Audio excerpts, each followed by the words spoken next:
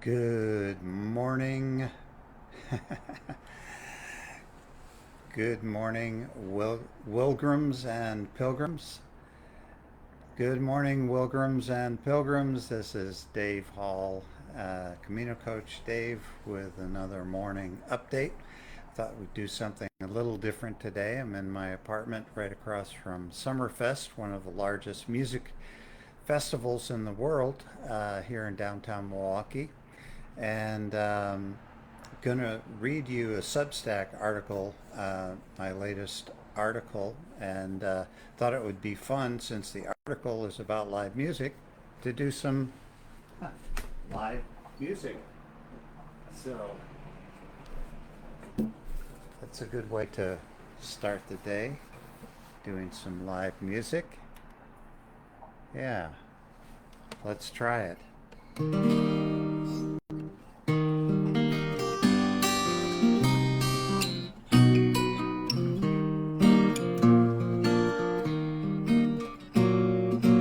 You've got a friend in me. You've got a friend in me.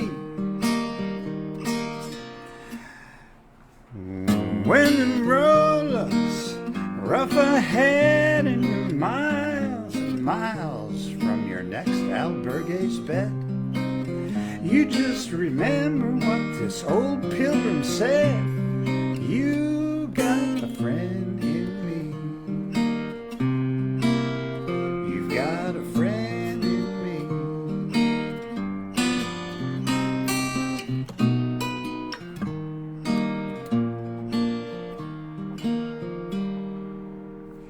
So, you've got a friend in me. I'm happy to have a friend in you. And let's read this article. It's entitled How and Why Live Music Heals You, Body, Mind, and Soul. I walked out of the concert venue on a starry summer's night at the Door County Auditorium in Fish Creek, Wisconsin, and something just felt different. Sierra Hull and her band had delivered a stunning performance, simply spellbinding. The mandolin is still ringing, not in my ears, but in my bones, maybe in my heart. Every part of me feels a little lighter or fuller. Strangers in the crowd shared knowing, appreciative glances. Tonight, at the close of a lovely Sabbath day, one I intentionally embraced after researching and writing my first article on how time slows on the Camino, I'm sitting at a free outdoor sunset concert by the Wildwoods at the Egan Performing Arts Center in Egg Harbor, Door County. I've been kind to myself this summer by camping here at Peninsula State Park 4 times as a gentle substitute for not walking the Camino. Door County, Wisconsin is one of the most magical, hauntingly lovely destinations on the planet. The light, the water at every turn, the undulating bluffs, and the beaches give the Lake Michigan Peninsula a quiet rhythm all its own. It inspires me. In fact, in just the last 4 days, I've written my first Substack article, which likely will become a chapter in my upcoming book, plus 4 more pieces, all at various stages of development. This place stirs the creative and contemplative spirit. And I'm going to pause there just to put my guitar back up because it feels like it's about to slip off my lap. So the article continues. I experienced this same creative spirit and sonorous togetherness on 2 pilgrimages with singer-songwriter Dan Mullins on his magical musical Caminos. Just amazing experience. You should try it. I'll put a link in the show notes. He's doing another one next May. The first began in Lyon and carried us all the way to Santiago on the Camino Frances.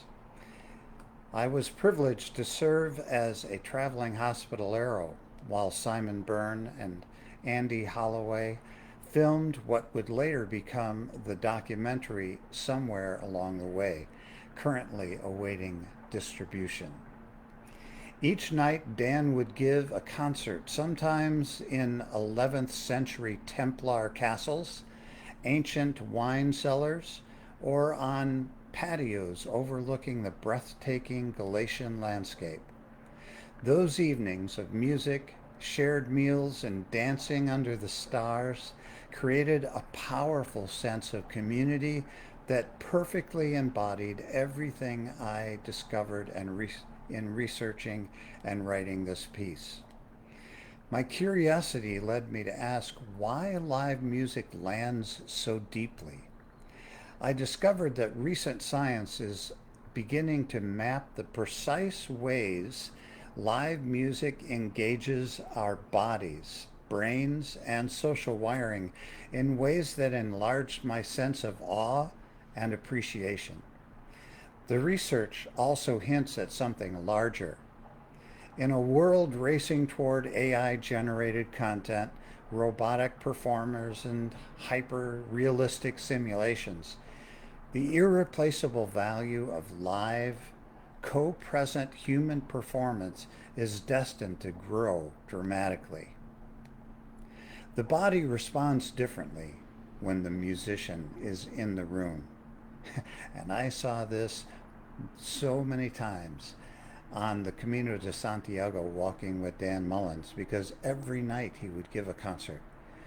And those were just fabulous, beautiful, energetic, interwoven, connected times of community. Very, very special. One of the clearest comparisons comes from a 2016 study entitled How Live Performance Moves the Human Heart, in which audiences listen to the same pianist performing the same pieces either live or via high quality recording.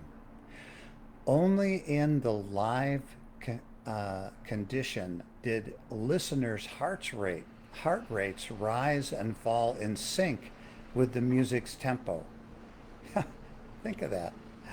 When the piece was faster, hearts beat faster, but only when the pianist was physically present in the room. More telling for health, live performance increased activity in the vagus nerve, the rest and digest pathway, and it heightened parasympathetic activity.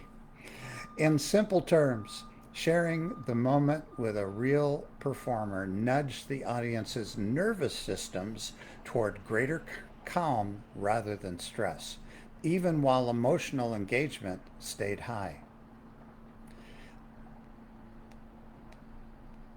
And my phone just freaked out. So let me find our place. This lines up with Stephen Borges's polyvagal theory, laid out in his book, The Polyvagal Theory, which ties the vagus nerve to our felt sense of safety and connection. A present response human beings reads to the nervous system as a cue that it is safe to soften, to breathe, a signal no speaker cone can send. Low frequency vibrations can that you feel in your chest and body at a live show add another layer.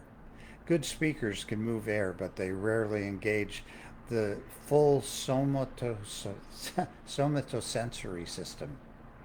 Touch, balance, subtle, proprioceptive sense of being in a resonant space, the way a room full of instruments and bodies does. The crowd breathes together. The effect multiplies when other people surround you. Multiple studies of classical and other live concerts have measured heart rate, respiration rate, skin conductance, a sensitive marker of emotional arousal via sweat gland activity, and even subtle body movements across dozens of audience members simultaneously. These signals synchronize significantly during the performance. Heart rates and breathing rates rise and fall together. Skin conductance spikes during emotionally charged musical passages and drops during quieter ones. The audience's nervous systems essentially ride the same synchronous emotional roller coaster in real time. A 2025 study found that performers' visual presence strengthened the shared physiological response. Audience synchrony arises from a combination of everyone hearing and seeing the same evolving stimulus, along with social and attentional cues. The outcome? A felt sense of collective movement can feel almost magical either way. Oxford anthropologist Robin Dunbar and colleagues Bronwyn Tarr and Jacques Launay have spent years on why this synchrony bonds us. Their 2014 paper in Frontiers in Psychology, Music and Social Bonding describes a neurohormonal payoff. Moving and sounding in time with others releases endorphins, raises our pain threshold, and softens the boundary between self and other. They call it self other merging, which is a clinical way of naming exactly what a good crowd already feels. The memory and mind turn up the volume. Familiar music adds another powerful amplifier. When a crowd knows a song well, memory networks activate alongside of reward centers. Shared cultural memory brings real time performance, plus real time performance creates a feedback loop. Recognition sparks emotion, emotion deepens attention, attention heightens the physiological syncing already underway. This is something, and this is an aside now from the article, but this is something that I saw again and again on the Camino with Dan Mullins. Now, Dan has, I refer to Dan as a walking jukebox. He knows literally hundreds of songs by heart, chords and the lyrics, and he has played in bars and pubs and bands and solo since he was in his mid-teens, with his brothers and with others. And now he plays every weekend, 2 or 3 gigs, sometimes a weekend. And when he was here in Wisconsin visiting our local chapter of American Pilgrims on the Camino, I had a conversation with him as we were traveling across Wisconsin by car. And I asked him, Dan, Malcolm Gladwell says you need 10,000 hours to create mastery in any given subject matter or art form. And I said, how many hours do you think you have spent in front of audiences? And he thought for a moment and he said, probably 30,000. 30,000 hours. Someone with that amount of experience in front of an audience knows which songs people know and are going to bring them to their feet, start them moving, start them singing, and this happened again and again. In fact, I will definitely post a few videos from our Camino in the Substack thread to show you exactly what I mean here. On with the article from Substack. Recent brain imaging work found that live music produced significantly stronger and more consistent amygdala activation, the brain's key emotional processing hub, along with broader networks involving emotion and attention. Live performance also showed tighter, more dynamic coupling between the music itself and the listener's brain responses in real time. The performer can read the room and adjust. The audience feels that adaptation. That live feedback loop does not exist in a fixed recording. Two lines of research sit underneath this. Neuroscientist Stefan Kolch, in his book Brain and Music, traced how music reaches the amygdala and the brain's emotional core without having to pass through language first. And Robert Zatori and Valerie Salimpour's work at McGill showed that dopamine, the brain's reward chemical, floods the nucleus accumbens when a familiar passage resolves the way we hoped or surprises us better than we hoped. Memory sets the expectation. The live performer, like Dan Mullins, delivers it or bends it right in front of us. The vinyl lesson. We crave the tangible and the human. The resurgence of vinyl offers a useful parallel, according to the RIAA's 2025 year-end report. U.S. vinyl revenue surpassed $1 billion for the first time since 1983, with 46.8 million units sold, a 7.9% increase in units, and a 9.3% rise in revenue over the previous year. This marks 19 consecutive years of growth, even as streaming dominates overall revenue. Why?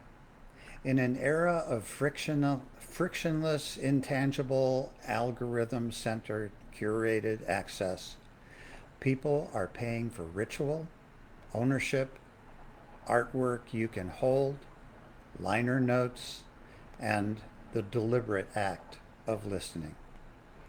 Younger buyers, especially Gen Z, treat records as collectibles and aesthetic objects.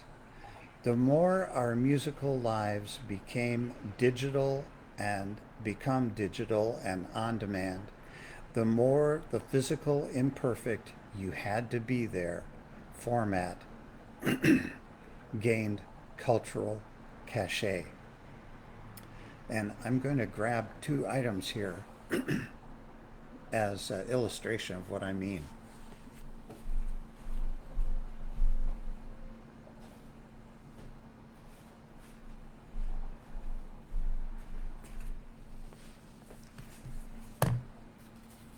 I recently, after my recent move, finally found these gems.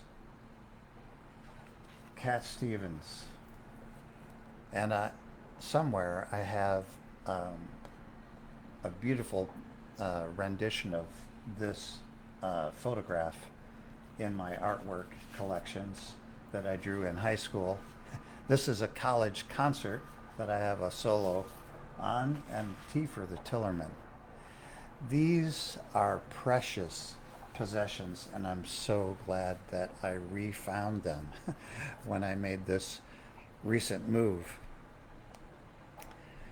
Back to the article. Live human presence is becoming even more valuable. As AI systems become capable of generating convincing music, deep fake performances, and even interactive virtual concerts, the thing that cannot be perfectly simulated will stand out in sharp relief. Genuine unpredictability real-time adaptation to a specific crowd's energy, the subtle imperfections and risks of human performance, and the shared vulnerability of occupying the same physical space. The performer feels the audience and changes. The audience feels that responsiveness. That co-creation loop is biologically and socially potent. Studies already show that mere physical presence of musicians shifts both subjective enjoyment and measurable physiology. In a world of increasingly convincing simulations, live performance may shift from entertainment option to something closer to a premium human need, like gathering around a fire or a shared meal around the beautiful tables set by pilgrims from all over the world in albergues across Spain. The science suggests our bodies and brains are wired to register the difference. The culture is likely to place increasing value on it as the artificial becomes ubiquitous. Plays, spoken word, poetry readings, concerts, and other live human performances operate on the same principles. The feedback loop between performer and audience, the collective psychological and emotional entrainment, and the irreplaceable sense of we are here together right now apply across disciplines. The takeaway? Live music and live performance are not merely more enjoyable than recordings. They measurably engage our autonomic nervous systems, synchronize our bodies with one another, light up emotional centers of the brain more robustly, and create conditions for shared experience that solitary or meditated consumption cannot match. The research validates what anyone who has been transported by a great live show already knows in their bones. And it points to a future in which seeking out these real, shared, embodied moments may become one of the most important things we do for our mental, physical, social, and might I say, spiritual health. Precisely because so much else in our lives will be optimized, generated, and frictionless. After nights like Sierra Hull at the Door County Auditorium or the Wildwoods under the sunset sky in Egg Harbor, that lingering feeling, or I should say, that evening in a SIBO with Dan Mullins playing against a backdrop of mountains, valleys, and Galatian sunset. It isn't just nostalgia or good vibes. It's your nervous system, your brain, and your social wiring telling you this is real and it matters. In the decades ahead, those moments may become some of the most valuable experiences we can still choose. Live music, live human performance aren't just entertainment, they're essential. Essential medicine for mind, brain, and spirit. In a world filled with AI-generated perfection, the real imperfect shared moments are becoming rarer and more precious. This week, choose presence. Buy tickets to a local show. Support an independent artist. Or if it's summer where you're listening to this, like it is here, find a free live concert. They're out there everywhere. Gather friends for music or just a sing along around a campfire. Feel your heart sync with those around you. Notice how it lingers in your body long after the last note. Share your most memorable performance experience in the comments below. What song, especially along the Camino? What evening in an albergue still rings, still resonates in your spirit? What gave you that full body rush, that embedded itself in your memory. If you enjoyed this article, tag it, like it, that means a lot. If this resonated, follow for more on bringing Camino magic and live music into your life. There are footnotes in the article, and I'm going to close with just a brief portion of Dan Mullen's Somewhere Along the Way.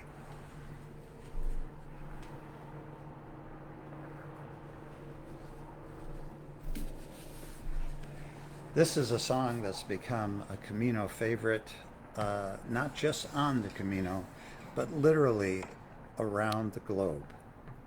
And it is a fabulous, fabulous song. El Camino roses, Santo Domingo crows. Believe you can, you're halfway there. 7 bells to 4. Frighten off the horses. An old soul awakes. A lion's heart, an opening heart, and a soul as old as slate.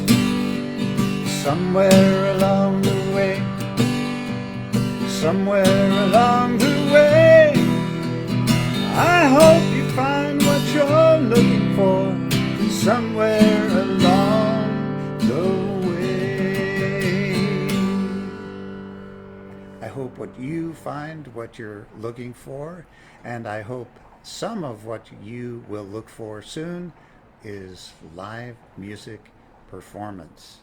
And you'll certainly find that all along the Camino. And I'll post some videos in the comments below.